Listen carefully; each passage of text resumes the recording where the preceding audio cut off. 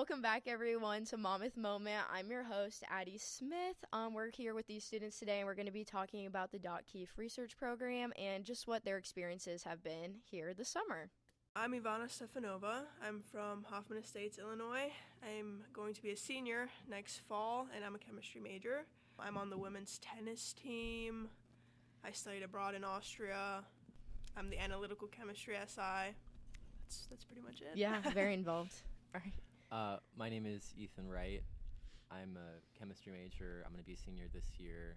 And my research advisor for this was Michael Prinzel. Oh, and I'm from Normal, Illinois. Okay, yeah. So you guys are both from Illinois. And how did you guys find out about Monmouth or decide that you wanted to come here? Or how did that experience go?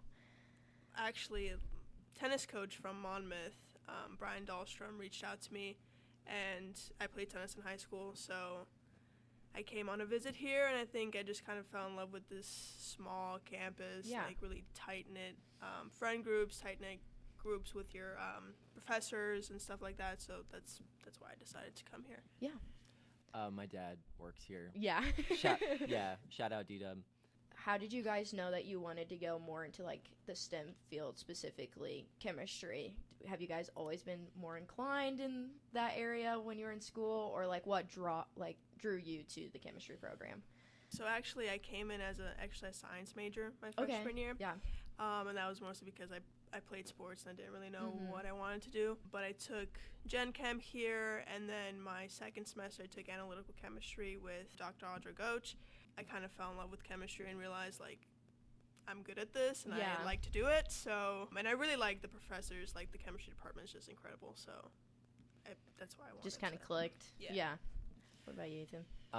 I transferred actually my junior year last year from Knox, and I didn't know what I wanted to do for the first 2 years basically of college, and then I came here and Dr. Audra Goach, Dr. Laura Moore, Dr. Michael Prinzel, they all like kind of saved me, and they were really helpful and considerate the entire time. So So you transferred here. What drove you to transfer from Knox to Monmouth? I mean, they're pretty similar in like sizes, I feel like, and communities, or did you just feel like you needed a change, or? Yeah, just a change. Yeah.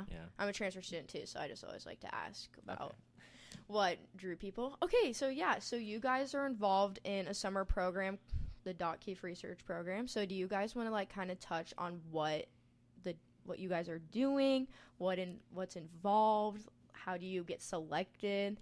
Pretty much all the details about that. Sure. So to get selected, you have to apply.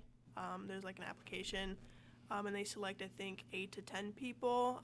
So each professor has their own like thing that they're working on. Okay. They're like Audra works more with the Langmuir monolayer technique.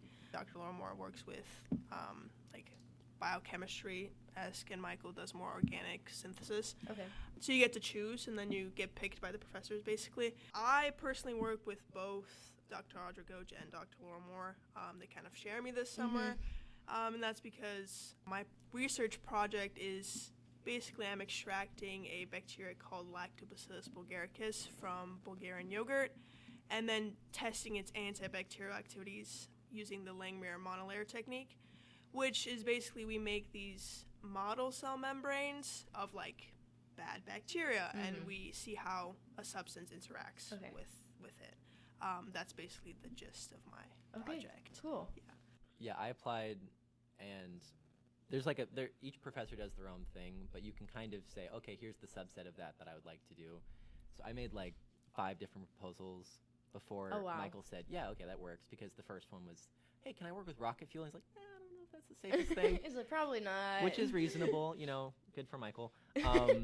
He wants to stay alive and safe, And I guess the elevator pitch for my thing is that there's like clinical research where they're trying to make kind of more targeted cancer treatments to reduce side effects. So one of the compounds that they use for that are called hydrozones, and they are used because they have a tendency to break apart in acidic environments, and then tumors or cells are more acidic than your blood level. So you can have it kind of as like a drug delivery mechanism, so it's safe, and then it breaks apart, and it attacks just the things that you want to reduce side effects. So I made a lot of those compounds, like the carrier part of it, and tested it in those different conditions. So like more acidic environments versus less acidic environments. So for these projects, like how long do you have to kind of like work through these? Or is it ongoing even after the summer, or does it end once the program ends? Like how does that work in terms of your projects? So the program lasts about 8 weeks, and most people continue to do their research throughout the semester. So we have like a research class during the semester, and you usually take it like your junior and senior year, but you can take it at any point. It's like a half credit. Basically, you just do research during the semester. So a lot of people that did Kieft just continue their research into the semester. But obviously, you get a lot more done during the summer than during the semester because you have a lot of other things to do. Yeah. But that's what's so great about this program. You're just fully focused on the research. So. You're able to do sort of things that you couldn't do in the school year. So, like, for example, like one of my reactions takes like 6 hours. Oh, wow. Or there's another reaction that takes 9 hours. So, like, these are the kinds of things where it's a whole day and then you have to, like, wait and slowly. It's a very slow-moving process for... And then there was a tornado that interrupted things. Oh, yeah. Monmouth's giant tornado, you know. But the power in the building went out, so you can't do anything. So that's a good excuse, you know, you get a little day off anyways that day, so... Did that, like, set anything back for you guys in the power going out? Or, like, did it ruin anything depending on, like, what you're working on? I don't know if, like... Yeah. It did for you, Well, I mean, and you have to redo it, but... Nothing too, like, detrimental, right? Yeah, okay, good. I mean, we have...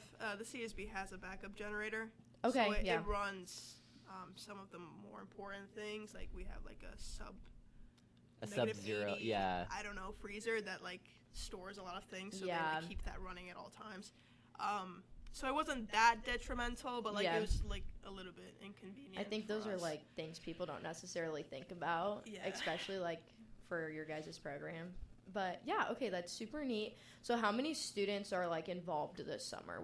Is it 8 then, or is it more? It's 9. 9. So there's technically 3 per person, but then you can do both, and then Tara does, like, he's both with Michael and Audra. So you work between the we somewhat. kind of share each other. You guys just all kind of... Each professor, I think, gets a minimum of 3. I think they try to, like, space it out a little bit. So then you guys are ultimately just kind of working on your own and then with the professors then, right? There's not really collaboration among all of you? I mean, if you're working on similar projects, I guess you can work together, like, help each other out. Like, for example... Audra's group works with the Langmuir monolayer technique. So, like, we work with this one instrument, and if someone needs help, like, we can help each other. You guys will help each other, with the technique, but, like, more specific things regarding your, like, research is, you know, obviously for Audra, more or less, so. And, sorry, we're going to, go ahead. Sorry, this is switching gears a little bit. Just a background, I wanted to mention that, like, Kieft obviously was the professor who used to work here, and he did analytical chemistry, and then he left the endowment that sort of started this whole thing, and we're able to go to the ACS conference as well each year. So he included. Do you want to explain like what that conference is for those who may not? Sure, I can explain it. That's like they have a national conference in the fall and the spring, I think, and just everyone from anywhere around the world comes to this conference, and they like present, like there's oral presentations like in a giant lecture hall basically, or there's like poster sessions, which is for more undergraduate and graduate work. Where was the one last year? In Atlanta. So are they in like a different location every year? Yeah, every year it's in a different location. I think in this fall it's in Chicago actually. Oh, cool. So that'll be a little more convenient. Yeah, right. But we get to travel, which is super cool, and that's thanks to the Kieft endowment and also the Ken Knox Fund. So it was super cool to get to visit Atlanta and see all these interesting talks. And the ACS is the American Chemical Society. Okay, perfect. And then you guys mentioned that you do travel, so like where else do you guys go, or is that mainly the only spot you guys travel to? Yeah, I mean, this summer, and I think usually every summer, they try to go to the University of Iowa, and that's because we have some alumni that work there. For example, Dr. Shaw and Dr. Knudsen, who showed us around the civil environmental engineering and the chemistry program.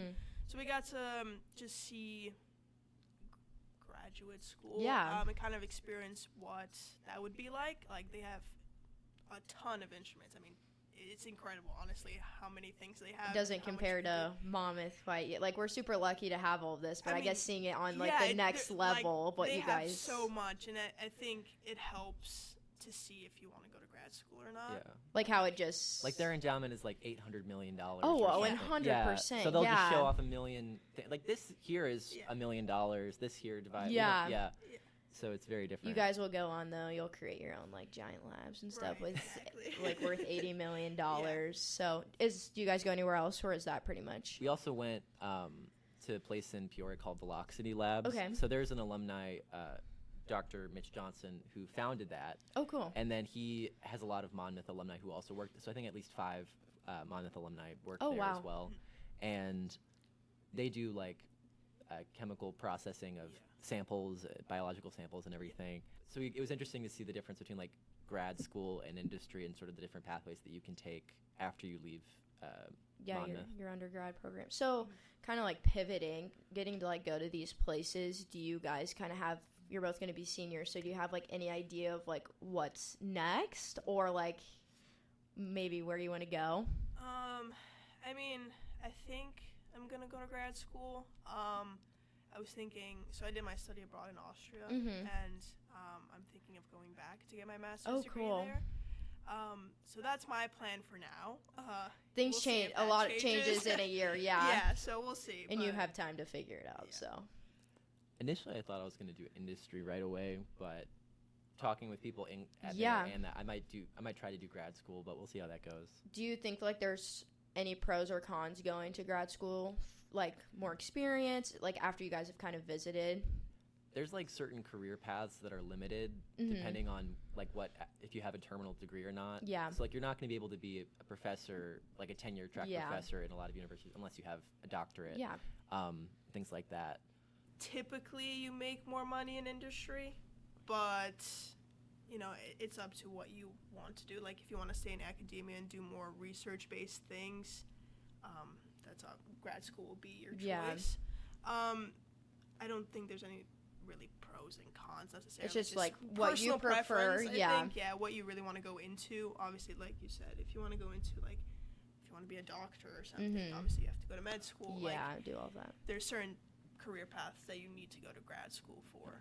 You're deciding, like, the next 5 years of your life. And So. I know it's a long process, and also, like, you kind of have to figure it out along the way. And because you can do the first 2 years are more coursework, so you can do, like, you can get at that point when you're done with that, you can decide to just leave with a master's. Okay. But then if you decide to pursue a PhD, the next 3 to 4 years, it's going to be research and then presenting your dissertation and then getting that.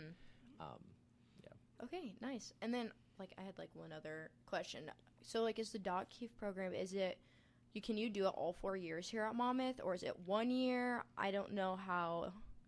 There are people who do it multiple years. So you can do it multiple years. Yeah. Usually people do it only for 1 year, but there have been people that come back as, like, a mentor, or, like, we have actually 2 students that came back from last year that are doing it again this year, and they're just continuing their research, or going a little bit of a different path.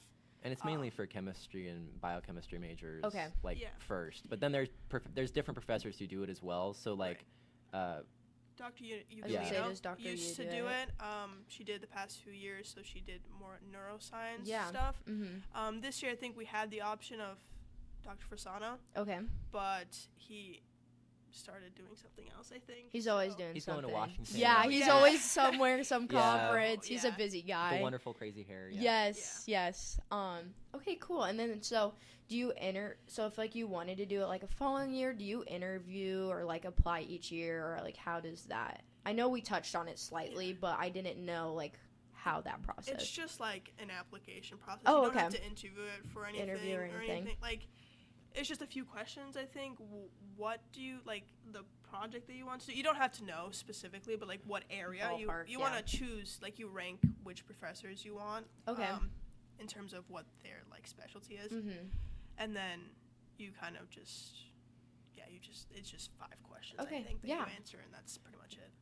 Yeah, the only reason that I I wrote the whole different proposal. That wasn't a requirement. You just wanted I just wanted to do my own, like, kind of separate thing. So then I had to be like, oh, it's not, Okay, cool. And then one of, like, our last questions here wrapping up. So what do you think, like, this experience, like, these opportunities, like, how is this going to prepare you for the future, would you say? I think for me, I feel a lot more comfortable in the lab. Yeah. Like, I also feel a lot more comfortable asking questions because you kind of have to. Like, the professors are not constantly checking in on you, which I think is a good thing, but you just have to go to them and ask them a question that they're willing, obviously, to help you out. But it kind of gets you out of your comfort zone.